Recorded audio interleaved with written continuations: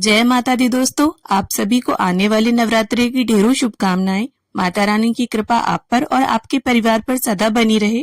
इसी मंगल कामना के साथ आज की इस वीडियो में मैं आप सभी के लिए नवरात्रि की बहुत ही सरल पूजा विधि लेकर आई हूँ।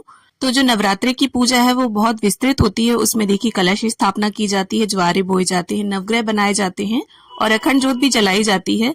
लेकिन किसी कारण से अगर आपके पास समय ना हो, आप स्टूडेंट हैं, वर्किंग हैं, तो ऐसा नहीं है कि आप पूजा ना करें, आप पूजा करें। जो मैं विधि दिखा रही हूँ बहुत ही सरल है, इस विधि से आप पूजा कर सकते हैं। तो देखिए नवरात्रि के प्रथम दिन स्नान आदि करने के बाद साफ स्वच्छ वस्त्र धारण करें और आपको इस तरह से एक चौकी लगा लेनी है। चौकी पर लाल या पीले रंग का हम आसन बिछा लेंगे और माता रानी को आसन देने के लिए यहाँ पर मैंने अक्षत डाले हैं। आप फूल भी प्रयोग कर सकते हैं। इसके बाद माता रानी की जो भी स्वरूप हो आपके पास, फोटो या मूर्ति, उन्हें विराजमान करें। इसके बाद हम प्रथम पूज्य गणपति जी को भी विराजमान कर लेंगे। तो देखिए इस पूजा और स्थापना को आप अपने घर के मंदिर में भी कर सकते हैं अगर जगह है तो। और अगर अलग से चौकी लगा रहे हैं तो ऐसी जगह चुनें जो साफ सुथरी हो, डिस्टरबेंस ना हो, क्योंकि पूरे 9 दिन के लिए माता रानी विराजमान रहेंगी तो चौकी को हिलाया नहीं जाएगा 9 दिनों तक।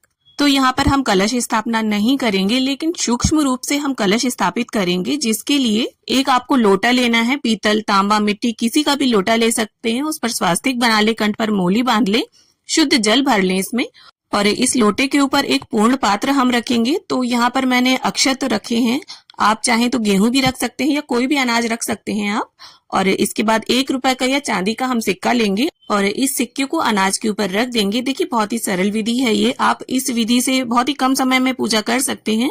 और ये जो लोटा है इसे माता रानी के सीधे हाथ की तरफ और पूजा करने वाले के उल्टे हाथ की तरफ रखना है और पूरे 9 दिनों तक ये कलश यहीं पर रहेगा चौकी के ऊपर, इसको बिल्कुल भी हिलाना नहीं है। अब एक दीपक प्रज्वलित करके हम रख लेंगे। तो दीपक में आप घी या तिल का तेल भी डाल सकते हैं। अब गंगा जल और फूल की सहायता से स्नान के भाव से हम गणपति जी को, माता रानी को, सभी को छींटा दे देंगे और चौकी का भी पवित्रीकरण कर लेंगे। और स्नान के बाद जिस तरह से वस्त्र पहने जाते हैं वैसे ही गणपति जी को कलावा और जनेऊ अर्पित करेंगे। चंदन रोली से टीका करेंगे, टीके पर चावल लगाएंगे। इसके बाद लाल रंग का गुलाब और धूप घास में अर्पित कर दूंगी गणपति जी को। और एक गणपति जी को अलग से आप लड्डू, मेवे या फल जो भी घर पर हो उनका भोग रखें। इसके साथ ही माता रानी को यहाँ पर लाल रंग की चुन्नी में अर्पित कर दूंगी। और देखिए यहाँ पर एक डब्बी में आप हल्दी और कुमकुम भरकर रखें, पूरे 9 दिन तक यहीं रखी रहे और इसी से ही माता रानी का हम तिलक करेंगे। और साथ ही माता रानी के जो वाहन है सिंह, उन्हें भी हम टीका लगाएंगे और दीपक को भी आप जरूर टीक लें। इसके साथ ही जो लोटा रखा है उस पर आप या तो स्वास्तिक ना बनाना चाहें तो खाली टीका भी लगा सकते हैं और सभी को अक्षत अर्पित कर देंगे। माता रानी को यहाँ पर मैं पुष्पमाला अर्पित करूंगी और पुष्पमाला की व्यवस्था ना बन पाए तो जो भी फूल हो, गुलाब के, गेंदे के, वो अर्पित करें आप।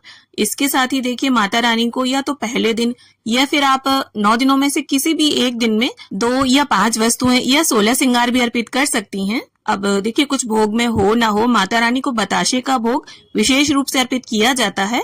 तो एक लौंग का जोड़ा रखकर हम बताशे का भोग अर्पित करेंगे और इसके साथ ही पंचमेवे का भोग समर्पित कर देंगे। और देखिए सभी भोग के साथ आप जल का भोग रखना ना भूलें। और अगर एक पान का पत्ता मिल जाता है तो माता को मुख शुद्धि के लिए एक पान के पत्ते पर बताशा, 2 लौंग, 1 हरी इलायची और सुपारी रखकर हम अर्पित करेंगे। और अगर पान का पत्ता ना मिले आपको तो खाली लौंग, इलायची आप समर्पित कर सकते हैं।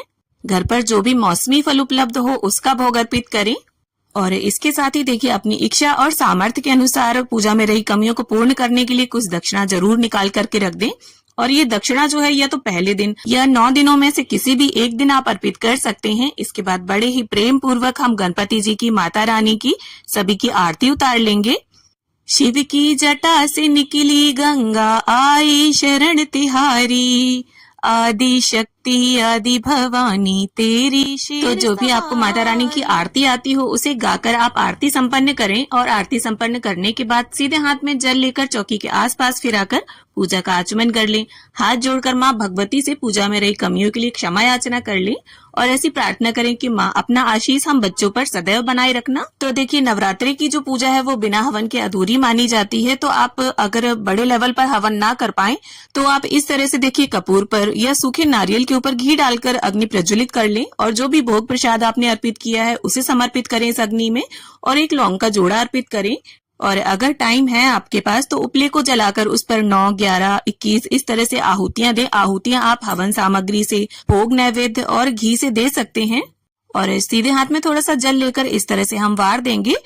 और नवरात्रि की जो विधिवत विस्तृत पूजन है वो किस तरह से किया जाता है, इसकी वीडियोस ऑलरेडी मेरे चैनल पर हैं, आप जाकर चेक कर सकते हैं। और अगर सरल विधि से करना चाहें, समय ना हो आपके पास, तो आप इस विधि से आराम से नवरात्रि में पूजा कर सकते हैं।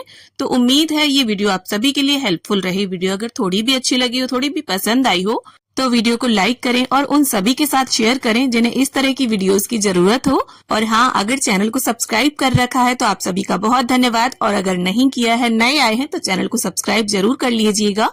तो मिलती हूँ आप सभी से एक नए वीडियो में, तब तक के लिए happy Navratri to all of you.